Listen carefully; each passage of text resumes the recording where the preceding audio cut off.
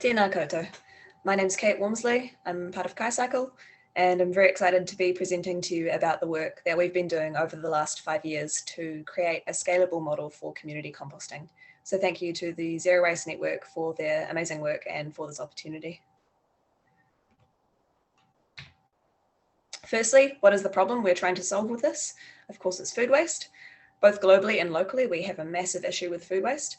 If it were a country, it would be the third highest emitter of greenhouse gases behind China and the USA.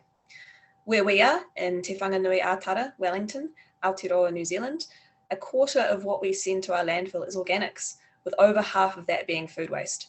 A great deal of this is from households, and it has a big emissions price tag, starting with the rubbish trucks that collect and transport it to landfill, which is the end of the line for these food scraps. Here they're mixed up and crushed along with all the other waste, and buried underground, they break down very slowly, producing more carbon dioxide as well as methane, a greenhouse gas that is a lot more potent than carbon dioxide. Landfill emissions are a significant slice of Wellington's carbon footprint, and this is a similar situation around the world.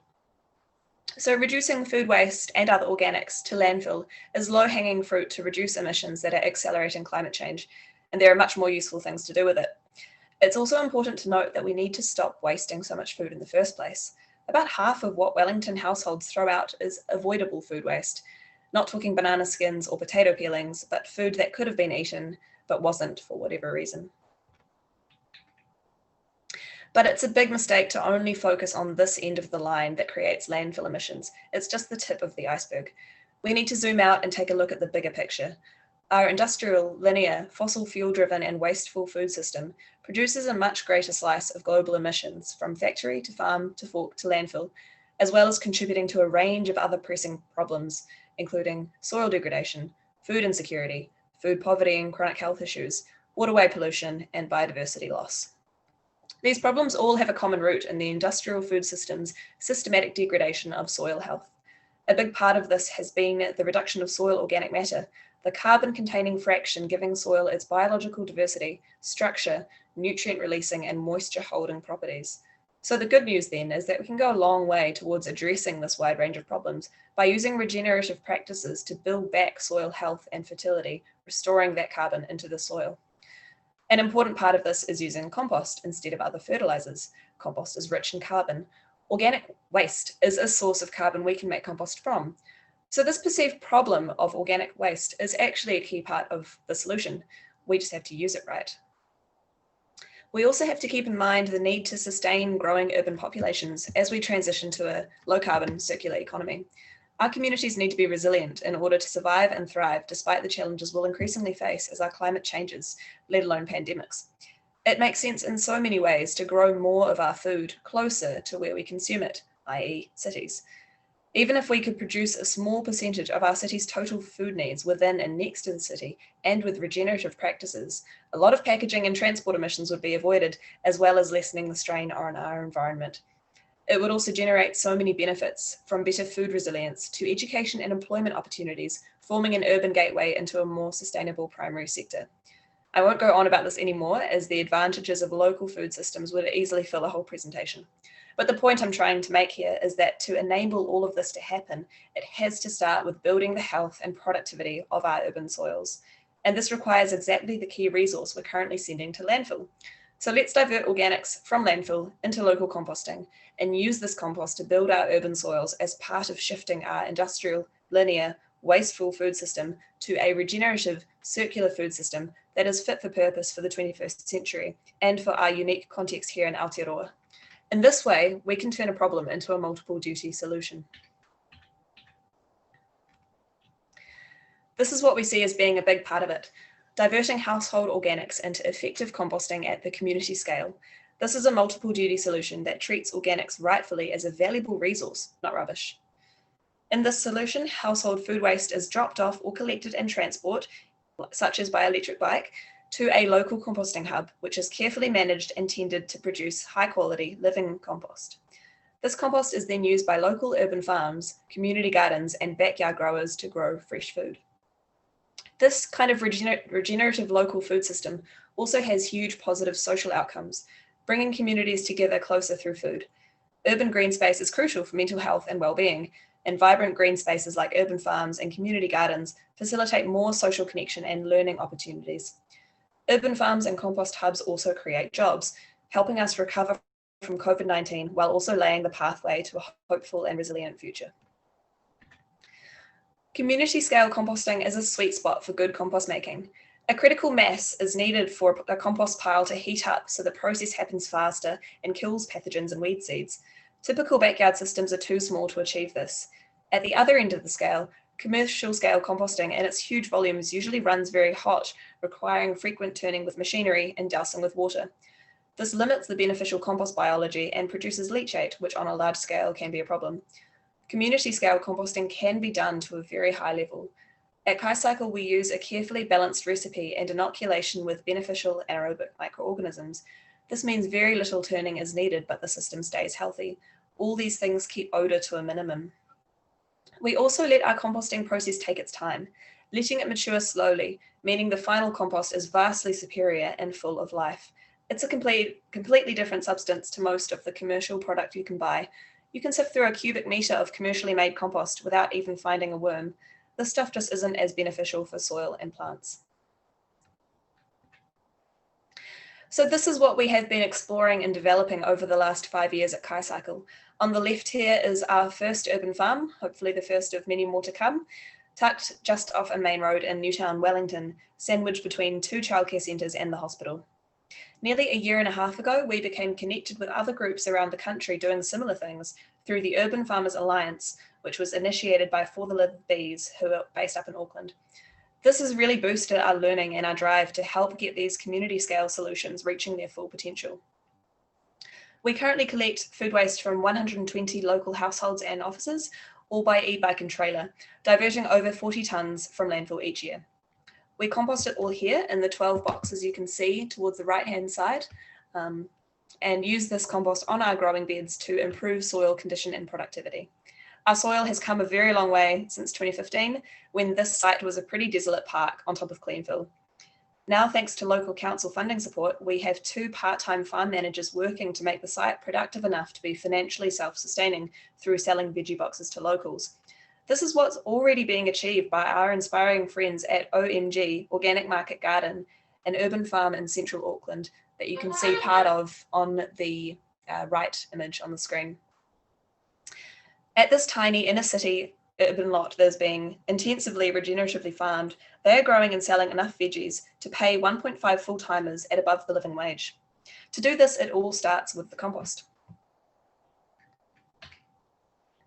So here are just a few images to show our full KaiCycle, from collecting scraps through to making it into good compost, using that to grow food, and selling that food to locals. This is how our system works, basically. It's a not-for-profit business model. The user, a household or business, subscribes to a collection or drop-off subscription for their food waste. The subscription cost covers all our overheads, mainly the wages of our cycle collectors and a skilled compost manager. Then the finished product, compost, can be provided for free to local food growing projects.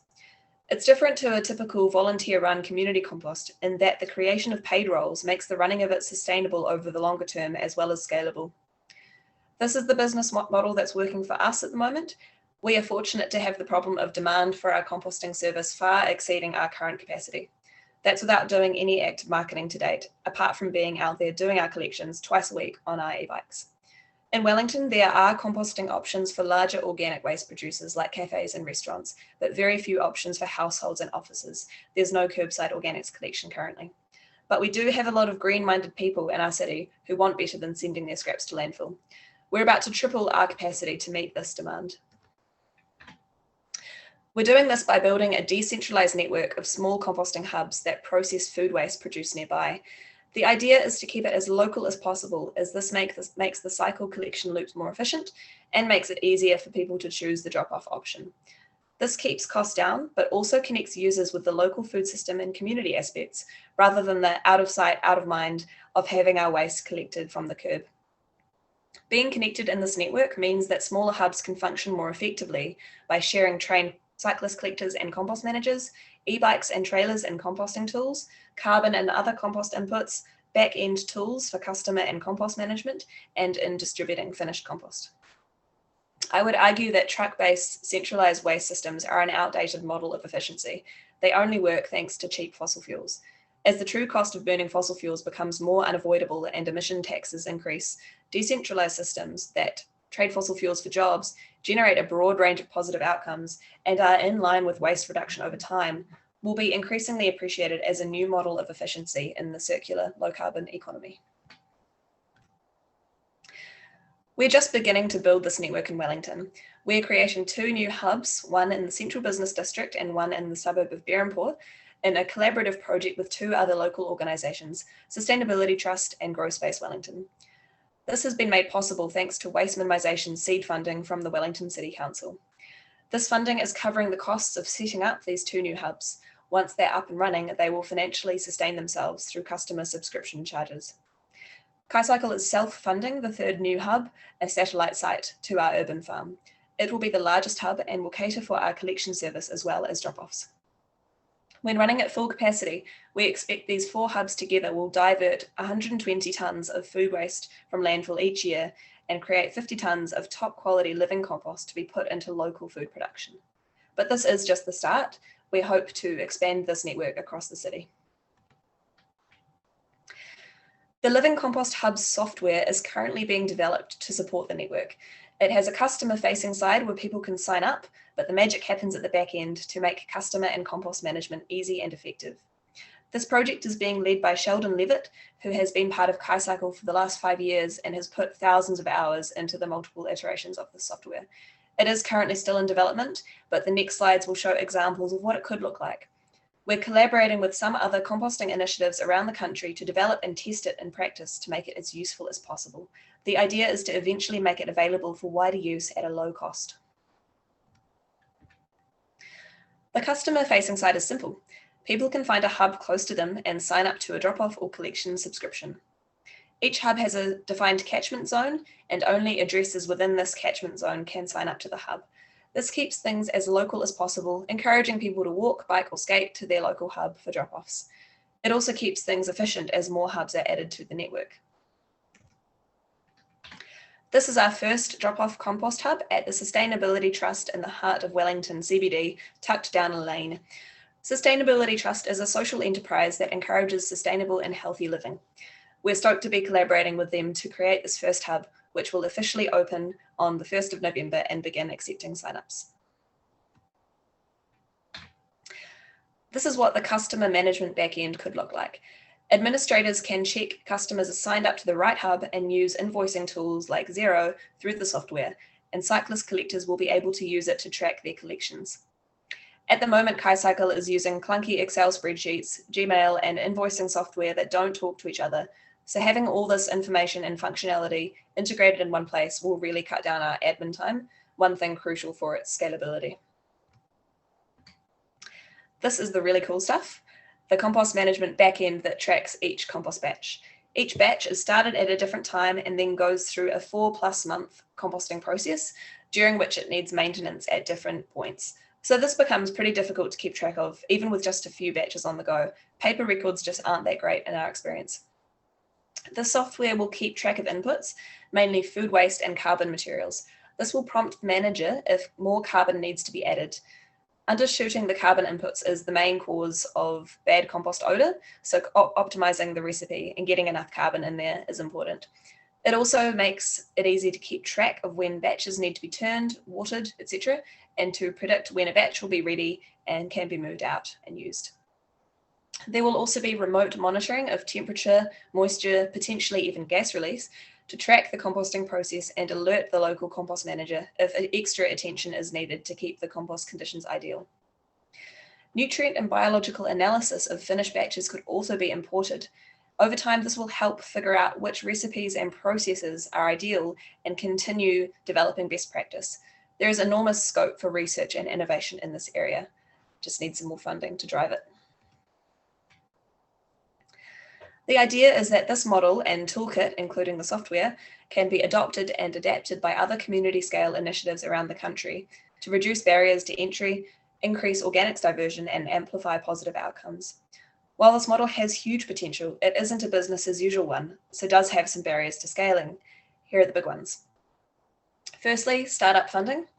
Operational costs are covered by the not-for-profit business model, but funding is needed for the infrastructure, tools, and other setup costs. Funding is needed to get enough of these hubs off the ground so they can start generating revenue and reinvesting in further hubs. It's taken KaiCycle a couple of years to save up enough to set up our new satellite site. We just don't have that time on our hands. Our government is currently pouring money into waste infrastructure, but mostly towards centralised systems. We'd like to see more investment coming towards community scale alternatives that create so much more benefit than just getting waste away from landfill. Much of the policy governing the use of our urban space was written a long time ago with no thought for urban farming or composting. To make our cities more sustainable and resilient, urban land use needs to be reassessed and more space made available for local composting and food growing. Stable land tenure is also important. Community scale composting is currently a bit of a grey area when it comes to resource consenting in some urban zones, and again, because it just hasn't been thought of. So this makes resource consenting difficult to navigate. When it comes to municipal waste management, there is a bias towards getting the same contractors to deal with the whole city's organic waste. But there is no good one-size-fits-all solution to organic waste. The KaiCycle model is part of the solution, alongside home composting and volunteer-run community composts and commercial composting at the other end of the scale. However, there is currently no look-in for community-scale operators to participate in the tendering process for organic waste contracts. This does need to change if we are to get maximum value out of our urban organics, including jobs. We are seeing councils lock in 20-year contracts to commercial scale operators who will collect urban curbside organic waste and truck it hundreds of kilometres out of the city for processing. That's nails in the coffin for localised solutions and is a huge opportunity cost over those 20 years and further into the future.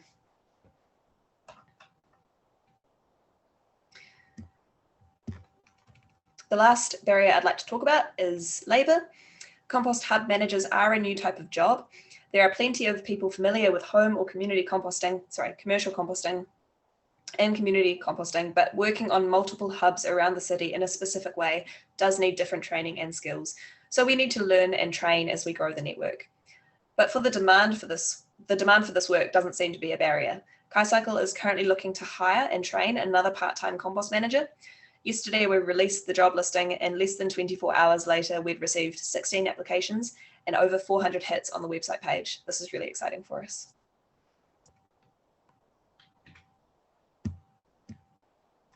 So this is, back to the business model of the hubs and network. There is also no one-size-fits-all solution here. As before, this is the current KaiCycle not-for-profit business model, where the user subscription covers all overheads. While we still have a long way to go to meet demand for this offering, we do see it as the early adopter stage. We are so grateful for all our composting customers who have been supporting our work over the last 5 years and have actually made it possible for us to start to grow and think long term. None of it would have been possible without the support and backing of our community. But longer term, and to solve a greater portion of Wellington's food waste problem, as well as being adapted to new locations, this model will need to change. Obviously, not everyone can or will pay for composting. The business model can be adapted in many ways to shift costs away from the user. An obvious way is reducing costs to the user by selling the compost. Another possibility is local government funding for waste services, potentially through targeted rates. Local and central government funding could also come through avoided emissions levies and carbon credits that this model provides, as well as avoided hidden costs of food produced through it. Maybe in the future, the community benefits and ecosystem services provided by this model might be remunerated as well. The business model will change as the network scales and the policy landscape changes. We do need to see some more willingness from local and central government to look wider than business as usual to address the many pressing problems we face and make organic waste part of the solution.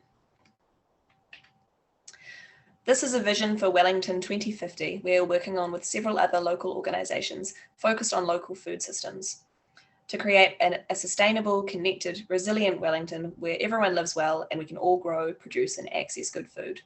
We have net zero emissions, zero waste to landfill, urban farms and living compost hubs every kilometre and no food poverty. So local composting of urban food waste is a key part of building the foundation to help us get there. Thank you very much for watching my presentation, and I hope you've enjoyed it. If you would like to know more or get in touch, please do reach out and contact us at these addresses. And enjoy the rest of this digital summit. Kia ora.